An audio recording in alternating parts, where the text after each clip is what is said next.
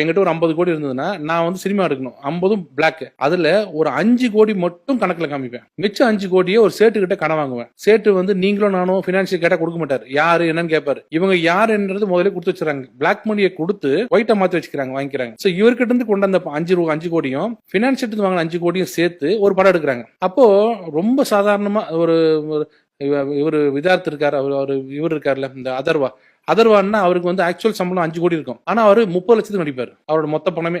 அப்போ மொத்த பட்ஜெட்டுமே 7, 8, 9 கோடியில முடிச்சிருவாங்க அப்படின்னு.